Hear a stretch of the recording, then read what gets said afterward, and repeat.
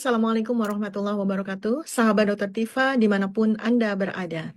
Hari ini saya akan bahas berita yang bikin geger se-Indonesia. Permadi Arya atau Abu Janda dapat jabatan Komisaris BUMN, buzzer berguna buat pejabat dan pejahat bagi rakyat ya padahal gitu ya. Jadi ini terlepas dari benar atau tidak, jadi atau tidak, saya merasa perlu menganalisis. Karena banyak pelajaran yang bisa kita dapatkan dari wacana mengkomisariskan para buzzer ini. Sahabat Dokter Tifa, pernahkah Anda bertanya, mengapa ya orang seperti Abu Janda itu, si Permadi Arya itu, yang dibenci oleh rakyat yang waras, justru dapat jabatan? Apakah ini hanya soal politik balas budi, atau ada sesuatu yang jauh lebih besar sedang terjadi? Hari ini saya ingin ajak Anda untuk menyelami realita yang tidak pernah diajarkan dimanapun. Sebuah skenario besar, kekuasaan global power untuk menghancurkan bangsa yang dimulai dari para buzzer-buzzer ini. Siapa sih Permadi Arya itu? Si Abu Janda itu? Bagi banyak orang, dia cuma provokator di media sosial. Tapi kalau kita lebih tajam melihat, dia itu simbol. Simbol dari perang narasi global. Seorang buzzer yang menghina Islam, menyembah Israel, menertawakan Palestina, dan menjilat kekuasaan. Kini diberi jabatan sebagai komisaris BUMN. Pertanyaannya bukan kenapa dia dipilih, tapi untuk apa dia dipilih. Fenomena buzzer seperti Permadi Arya alias Abu Janda ini yang dapat jabatan di pemerintahan mencerminkan sesuatu yang lebih dalam dari sekedar politik upah jasa atau loyalitas. Ini bukan sekedar soal balas budi, melainkan bagian dari arsitektur kekuasaan era digital yang semakin mengandalkan narrative warfare dan control chaos. Ini adalah analisis tajam yang jarang disingkap publik loh, makanya simak baik-baik. Global powers atau Anda lebih mengenal sebagai elit global, hari ini tidak perlu menjajah dengan tank atau senjata. Mereka menguasai narasi. Mereka tanam pion-pion untuk mengacak-ngacak akal sehat rakyat. Buzzer seperti Permadi Arya Abu Janda ini fungsinya bukan hanya provokasi, tapi untuk apa saja. Berfungsi untuk merusak citra agama, dalam hal ini adalah agama Islam, menormalkan relasi dengan Israel, mempromosikan pluralisme tanpa arah, melemahkan perlawanan Islam terhadap penjajahan gaya baru. Ketika rezim Jokowi, ya, mereka itu menggunakan buzzer-buzzer ini untuk menyusun tameng atau perisai sosial untuk melawan rakyat. Jadi mereka, para pemerintah ini, Jokowi ini, bersembunyi di balik tameng, tamengnya adalah buzzer-buzzer ini. Abu Janda dan konco-konconya ini. Untuk melawan apa yang di depan buzzer? Rakyat. Jadi Permadi Arya Abu Janda ini bukan dipilih untuk mencerminkan suara rakyat, bukan. Tapi untuk melindungi narasi kekuasaan. Dalam perang informasi, pemerintah butuh figur-figur antagonis seperti dia yang bisa menarik serangan dari publik agar isu utama terlindungi. Mengalihkan kemarahan rakyat ke sosok yang diprovokasi untuk dibenci. Abu Janda ini memecah fokus rakyat dari sistem ke individu, ke buzzer-buzzer ini. Mereka berperan seperti heat sink, menyerap panas kritik agar sistem inti tetap dingin dan berjalan. Sekarang pada masa rezim Jokowi, mengapa Abu Janda yang berguna? Dan sekarang malah dapat reward di masa pemerintahan Presiden Prabowo. Apa yang diharapkan Presiden Prabowo dari pemberian jabatan komisaris BUMN kepada Abu Janda ini? Nah, saya mau masuk kepada wilayah ilmu behavioral neuroscience terkait buzzer-buzzer seperti si Abu Janda ini. Jadi teori neuroscience behavioral untuk bisa memberikan penjelasan tentang bagaimana sih ya kajian politik dan sosiologinya nih. Ya. Meskipun tidak selalu disebut secara formal, tetapi teori yang digunakan untuk seorang Abu Janda ini adalah teori penyerap kebencian. Dalam beberapa konteks, ini lebih dikenal sebagai scapegoating mechanism atau shock absorber politics.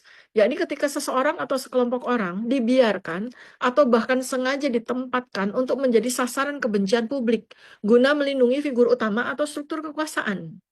Intinya begini, tokoh atau pejabat tertentu dikorbankan secara citra, misalnya lewat keputusan yang tidak populer, ucapan kontroversial, atau gaya komunikasi yang memancing reaksi.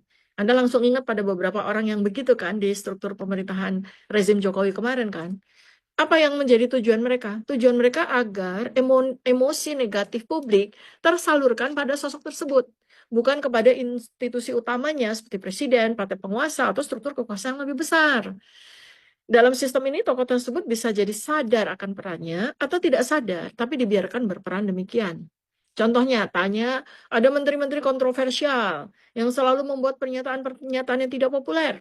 Rakyat kan jadi marah ke dia, tapi tidak marah ke presiden. Ya. Contoh ini misalnya Bahlil, yang digunakan sebagai sansak oleh Jokowi, dan ternyata diteruskan oleh Presiden Prabowo. Misalnya juga dengan pernyataan-pernyataan kontroversial yang mereka, yang memicu kemarahan rakyat, seperti halnya juga yang dilakukan oleh Luhut. Ya kan? Tokoh politik yang jadi badut di media. Publik terfokus membenci tingkahnya, tapi melupakan isu yang lebih sistemik. Dalam sejarah, beberapa rezim otoriter memang memelihara nih sosok antipati seperti itu agar kritik dan tekanan sosial tidak langsung menghantam inti kekuasaan. Nah, jadi paham kan? Ada badut-badut atau ada orang-orang yang menggelikan atau seperti apapun itu menjadi bagian dari kabinet, menjadi pejabat yang luar biasa berkuasa gitu kan ya. Oh, ternyata mereka itu menjadi sansak gitu ya untuk untuk mengecoh gitu. Ini perspektif psikologis dan neurobehavioral. Jadi secara neuropsikologis ini juga menyalurkan kayak amygdala driven emotion, marah, takut, benci ke objek yang spesifik agar tidak menimbulkan tekanan berbahaya secara sistemik. Sama seperti ventilasi emosi dalam keluarga atau kelompok. Seseorang bisa jadi tempat marah yang fungsional agar yang lain tetap stabil. Kayaknya jahat ya, tapi ya begitulah gitu. Ini seorang psikoanalis yang pasti Anda tahu namanya, Sigmund Freud ya, menuliskan dalam Psychology of the Masses ya, dalam grup Psychology and the Analysis of the Ego, ini tahun 1921 ya, 100 tahun yang lalu. Freud menjelaskan bagaimana massa cenderung mengalihkan dorongan agresif ke satu objek simbolik, jadi satu objek aja.